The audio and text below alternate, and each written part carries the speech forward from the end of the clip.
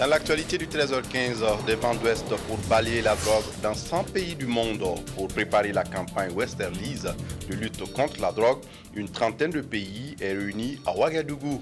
Et puis, attendu après sa prestation jugée décevante du premier débat de la campagne présidentielle, le président américain s'est montré mardi soir plus combatif lors du deuxième débat qui l'a opposé à Mitt Romney. Mesdames, Messieurs, bonjour et ravi de vous retrouver. Mais pour ouvrir ce journal, alors que la communauté internationale célèbre ce 16 octobre la Journée mondiale de l'alimentation, le SPONG et les acteurs de la société civile africaine réfléchissent à Ouagadougou. Il est question de société civile et des grandes murailles pour le Sahara et le Sahel. Autour de la question, la mobilisation est essentielle pour lutter contre la faim et la pauvreté. Sylvestre Sieda pour les détails. À Ouagadougou, la société civile du Burkina accueille les organisations de la société civile des différents pays africains pour une réflexion autour de l'initiative Grande Muraille Verte pour le Sahara et le Sahel. L'initiative se veut un guide pour lutter contre les effets néfastes de la désertification et de la dégradation des terres. Adoptée en 2005 par les chefs d'État et de gouvernement de l'Union africaine, cette vision à laquelle ont adhéré à ce jour une vingtaine de pays est mise en œuvre par l'ESPON, le secrétariat permanent des organisations non gouvernementales. En organisant un atelier de cette envergure dans notre pays, nous marquons d'abord, notre intérêt pour justement la lutte pour la restauration des écosystèmes en vue d'assurer la sécurité alimentaire, mais également nous marquons ainsi le partenariat dynamique qui doit engager les États, les institutions gouvernementales et la société civile qui, la main dans la main, doivent s'adonner donc à un ensemble d'activités, d'actions pour concevoir et mettre en œuvre justement des actions, des initiatives comme celle-là en vue de nous permettre donc de lutter efficacement contre la malnutrition et l'insécurité alimentaire. La quarantaine de participants à cette rencontre à laquelle prennent part aussi les partenaires techniques et financiers, c'est donc 72 heures de travaux en plénière, en panel et en groupe pour s'approprier l'initiative Grande Muraille Verte. Le SPONG a saisi l'opportunité de la commémoration de la Journée internationale de l'alimentation, célébrée le 16 octobre de chaque année, pour le début de cette session de travail. L'Union africaine se joint ainsi à la FAO pour rappeler aux acteurs de la société civile l'impérieuse nécessité de fédérer les efforts pour vaincre la faim et la pauvreté en œuvrant pour une gestion efficiente des ressources naturelles par les populations. Lutter contre la faim passe aussi par la fertilisation des sols pour des rendements conséquents. Et le PICOFA, le programme d'investissement communautaire en fertilisants agricoles, est pleinement investi au Burkina sur le sujet. À Fadan Gourmand, le programme procède depuis ce 16 octobre à l'évaluation finale de ses actions. Le point avec Frédéric Etienne Bassenga. Au démarrage de ses activités en 2005, le programme d'investissement communautaire en fertilisants agricoles PICOFA avait pour objectif d'améliorer les conditions de vie et les capacités des populations rurales pauvres de la région de l'Est du Burkina Faso. 7 ans après sa mise en œuvre, le temps qui lui était imparti, partenaires techniques et financiers, autorités locales, projets locaux partenaires, sociétés civiles, les populations bénéficiaires, en somme toutes les structures ayant pris part à la mise en œuvre de ce projet, font le bilan. Très satisfait avec les PICOFA. Pendant les années qu'ils travaillent avec nous, ils nous font beaucoup de choses. Les formations, les sensibilisations, vraiment, on est très satisfait. Toutes les choses ne peuvent pas marcher sans problème parce que des décaissements de fonds, c'est ça qui retarde beaucoup de choses. Parfois, il y a des activités qui programment pendant mois de par exemple, janvier. Retard de financement, ça peut aller jusqu'à mois de juin, mois de juillet. C'est ça que nous on trouve comme un problème. À cette rencontre, il sera surtout question de partager les expériences positives en termes de stratégie, de méthodes et d'outils. Et l'intérêt d'une telle rencontre, c'est de faire le point sans complaisance et de voir ce qui a été fait, les différents acquis qui ont été engrangés à travers l'exécution du projet sont satisfaisants. Et si ces acquis sont satisfaisants, est-ce qu'il y a eu des faiblesses dans l'exécution du programme? Est-ce qu'il y a eu des manquements? Et qu'est-ce qu'on peut faire pour rattraper, puisque nous sommes en fin de programme, pour les projets et programmes à venir?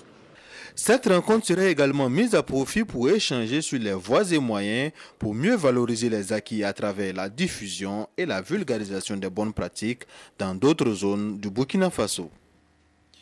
Pour permettre une appropriation de la SCAD pour un suivi et une évaluation efficace, la communication demeure essentielle et une série d'ateliers a débuté dans la région du centre et va couvrir tout le territoire. Yolande Lompo. C'est une rencontre à laquelle participent tous les acteurs chargés du pilotage des politiques et stratégies sectorielles de la mise en œuvre de la SCAD. Elle va permettre aux participants de revisiter le dispositif de suivi, évaluation et les enjeux de la SCAD et regarder ensemble la méthode optimale de collecte d'informations pour rendre au mieux les performances de la SCAD. Outre la région du centre, la campagne de communication et de renforcement des capacités va se dérouler dans les 12 autres chefs-lieux de région courant octobre et novembre. C'est important que, bien sûr, le dispositif qui est ainsi mis en place, que le suivi et l'évaluation ne se contente pas de collecter des données secondaires au niveau central à Ouaga. C'est au niveau régional qu'on doit se rendre compte de l'amélioration de l'accès à la santé, de l'amélioration de l'accès à l'éducation, de l'amélioration de l'accès à l'eau potable, de l'amélioration du niveau de revenus, en gros, de l'amélioration de la qualité de vie. C'est au niveau régional que cela se constate. Au terme de ces séries d'ateliers, l'appropriation de la SCAD par les populations et les acteurs de développement au Burkina Faso devrait être effective.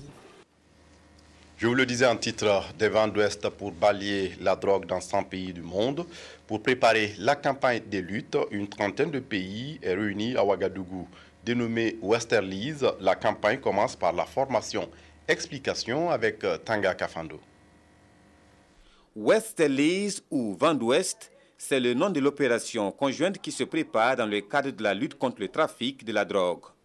Cette opération connaîtra la participation d'une centaine de pays et pour les parties prenantes de l'Afrique de l'Ouest, du centre, de l'Afrique australe et de l'Asie-Pacifique, il s'agira lors de ce séminaire de Ouagadougou de se mettre dans de meilleures conditions pour prendre part à l'opération.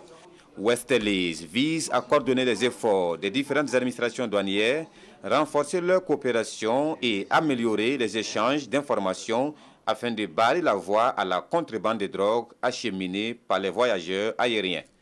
Aujourd'hui, aucun pays n'est épargné par ce phénomène. Et l'Afrique de l'Ouest en particulier est devenue une région de transit pour les trafiquants de drogue. C'est-à-dire une sorte de corridor qui relie à la fois les pays producteurs et les pays consommateurs. Les débats porteront sur l'analyse de la menace et les nouvelles tendances en matière de trafic des stupéfiants, l'analyse des risques, le profilage et le ciblage des passagers. L'opération sera lancée en décembre prochain sous la conduite de l'Organisation mondiale des douanes. Cette formation prendra 5 jours et est placée sous le parrainage du Fonds de coopération douanière du Japon. La fête du 11 décembre prochain à Koudougou se prépare aussi à Bobo-Dioulasso. Le comité régional d'organisation est allé à Sia rencontrer les ressortissants du centre-ouest dans cette partie du Burkina. Il est question de les mobiliser pour un succès éclatant de la manifestation. Christine Koulibaly. Après un rendez-vous manqué, le comité régional d'organisation des festivités du 11 décembre à Koudougou veut assurer à l'événement une réussite totale. Un défi qu'il entend relever en comptant sur la mobilisation et l'engagement des fils et filles de la région du centre-ouest. C'est pour effectivement informer, expliquer, sensibiliser et mobiliser les populations de la région du centre-ouest partout où elles se trouvent pour plusieurs raisons. D'abord, l'impact socio-économique donc, de cet événement est extrêmement important pour les populations que je pense qu'elles doivent s'y intéresser partout où elles se trouvent. Deuxièmement, le fait de décider à nouveau que ces festivités se passeront à Koudougou, je pense que c'est une haute estime pour ces populations et en l'occurrence un grand hommage pour le premier président de notre pays. J'ai nommé donc Maurice Yameogo. Nous attendons leur adhésion, leur pleine adhésion Nous attendons donc leur contribution. Citoyenneté, dialogue et paix, socle d'une nation solidaire et prospère, c'est sous ce thème que se tiendra le 52e anniversaire de l'indépendance du Burkina Faso. Et les ressortissants du centre-ouest résidant à Bobo-Dioulasso entendent jouer pleinement leur partition dans l'atteinte de cet idéal. Cette jeune association régionale qui vient de voir jour à peine un mois ferait de son mieux pour être à ce grand rendez-vous. Et déjà, nos opérateurs économiques qui sont à Bobo ont pris part à la construction de cités de forces vives. Et également, nous sommes en train de nous mobiliser pour prendre part aux festivités. Diaporama à l'appui, les participants à la présente rencontre ont pu découvrir les investissements privés et publics en cours dans la cité du Cavalier Rouge et l'état d'avancement des différents chantiers. Optima FM fait sa rentrée radiophonique. Cette radio de la capitale burkinabé dévoile à l'occasion sa nouvelle grille de programme. Yacouba Gouro pour les détails. Cela fait déjà 2 ans que la radio Optima FM émet à Koudougou et à Ouagadougou. À travers cette conférence de presse marquant la rentrée radiophonique de cet organe de presse, les responsables donnent la vision novatrice de la station. Cette vision prend en compte les exigences des auditeurs afin de permettre à la radio d'accroître son audience et d'attirer plus d'annonceurs. Et ça n'est dégagé, entre autres, la nécessité de dynamiser la cellule d'information, la création d'autres émissions de proximité et surtout d'interactivité, de la formation de nos journalistes et de certains animateurs, de l'exploitation d'autres domaines d'activité afin de permettre à nos auditeurs d'être toujours au parfum de certaines offres de services. Cette rentrée radiophonique nous donnera à coup sûr l'occasion d'un nouveau départ, de sorte à toujours répondre présent à notre espace de couverture. C'est pourquoi des émissions d'intégration, de confidence et de débat, à savoir Actu Intégration, Ça bouge où, sont initiées dans la nouvelle grille de programme. Le directeur général de la radio s'est également attaché les services d'un nouveau directeur en la personne d'Aristide Ouedraogo. Ce nouveau directeur a la mission de donner une nouvelle impulsion à Radio Optima FM. Et les étudiants de la cité universitaire de la Padoua à Ouagadougou s'informent sur le rôle des médias dans le développement du Burkina Faso à travers une conférence animée par le rédacteur en chef de la télévision nationale du Burkina. Ils ont eu des notions sur le travail des journalistes dans l'information, mais aussi l'impact des médias sur la société. Yacouba Gouro. C'est dans l'optique d'informer et de contribuer à la sensibilisation des étudiants au sein du campus universitaire que s'est tenue cette conférence.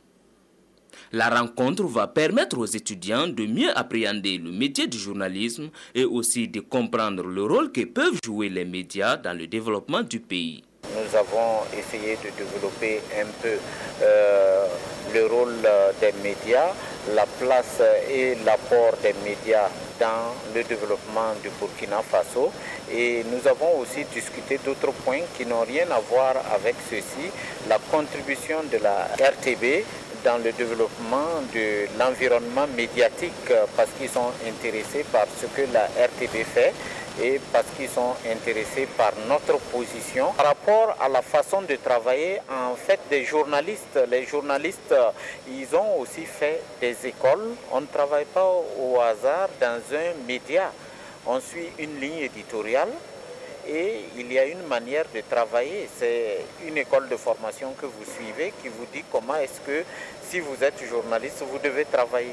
En organisant cette conférence, l'association Jahilia TV entend jouer pleinement son rôle d'informateur au niveau du campus universitaire. Nous essayons d'exercer en quelque sorte le rôle de journalisme, donc à travers des caricatures et en faisant passer les informations dans les prestations comme les 112 heures des idées. C'était une façon de montrer l'enjeu de ce rôle, comment les hommes de presse y travaillent et quelles sont les difficultés qu'ils rencontrent et pourquoi les gens pensent que la télévision nationale est comme ci et comme cela. C'est pour apporter des éclaircissements face à lever l'équivoque sur ces questions. Par exemple, nous avons convoqué cette conférence. La responsabilité sociale du journaliste dans l'exercice de son métier, les difficultés d'ordre matériel et logistique de la télévision nationale à couvrir certains reportages ont été également abordées au